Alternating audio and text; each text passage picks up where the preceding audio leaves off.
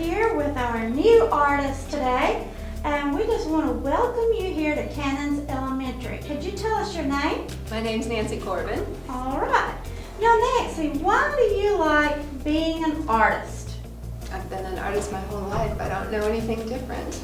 I really, from the time I was very little, I was always taking art classes. Okay, well that's what I was going to ask next. How old do you think you were when you first created art? 3, but I remember Wow. starting to take classes seriously in 3rd grade. Oh, that's wonderful. I grew up in a really artsy family. I mean, they were always, cool. cooking from scratch, gardening, landscaping, making clothes, renovating the house. There was something going on. There were always projects at my house of some sort of artistic nature. Great.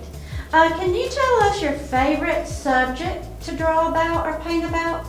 No, it's whatever I'm thinking about at the time. So Okay.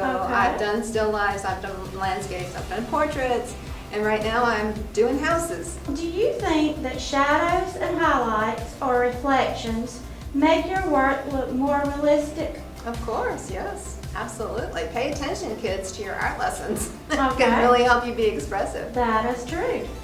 Do you create your artwork inside or outside? I have done outdoor classes. I Mhm. prefer inside. Okay. I don't like getting bit by bugs and getting itchy and having the Right. wind blow my stuff away. I agree. Well, do you have a studio that you work in? I do. Actually, I have 2 studios, which is extravagant, but Mhm. I mostly work in the one with the very, very big window out at Mayfair, Arcadia, Station Lofts, Oh, that wow. area. Yeah. And so I'm surrounded by other artists as well. It's a very nice Oh. environment. Yes. And they can visit. Anybody can Yeah. visit there. It's Oh. open to the public. Cool. That sounds wonderful. Have you been influenced by any other artists, famous or not famous? Well, first, my dad could draw really, Mhm. really beautifully, so I know that I learned at his knee to draw realistically. But as I grew and got to know more about art history, I got influenced by lots of different people. I'm such a colorist. I think, people always point to Matisse when they see my work, but Mm-hmm. there have been lots of other artists that I care about too. Sure.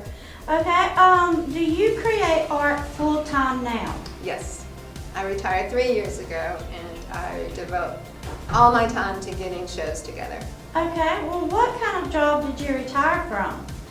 I was the fine arts director at Spartanburg Day School and taught upper school art classes, so mostly 11th and 12th graders. But I want your students to know I've taught everybody from kindergarten through 12th grade, and I've taught college. Do you feel that art can be used as therapy? I do, and there's a field of study you can go into called art therapy with a capital A, capital T, and you can get certified to be an art therapist. But if you're asking me on a personal level, do I work out some issues on my canvases? Yeah, sure. Mhm. I certainly thought a lot about what it meant to be a senior citizen that had just retired into a worldwide pandemic, and that came out in all of these house images that you see there. I didn't feel the same way about it every day. Do you think that the students could use art as therapy as well? Sure I do.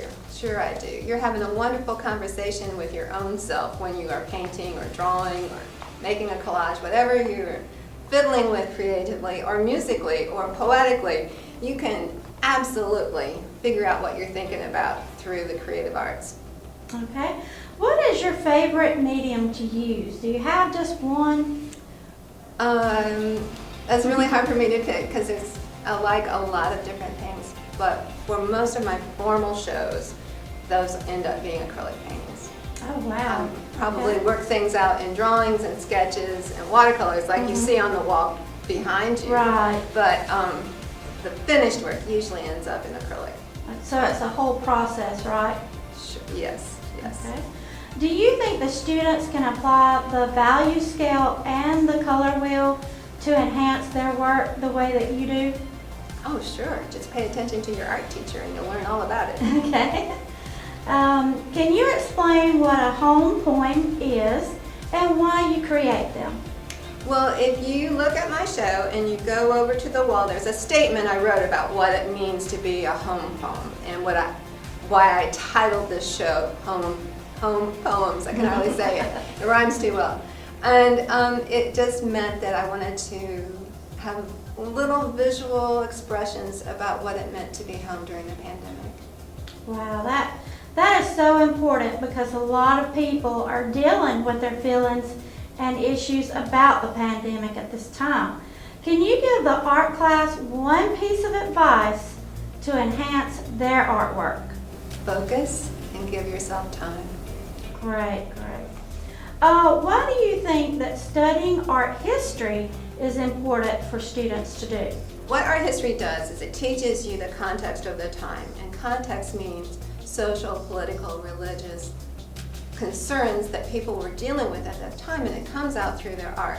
We're living in a context as well, and it's coming out in our art every day. But you can look to the deep, dark past and learn so much about what people were dealing with at the time, and that connects all of us as human beings to our future and our past. So true. What do you hope that the students will gain from looking at your work in our gallery? Oh, I hope they'll be inspired to make their own work. I appreciate you taking time to look at my work and wonder why I did things that I did. But really, it's all about you and growing up to be a vital, creative contributor to our culture. All right, well, Nancy, thank you so much for My coming pleasure. and sharing your beautiful pieces with us. The students have enjoyed them, and their families that come in the mornings have enjoyed looking at them also. And we hope to have you back again soon. Thank you for making me feel so welcome.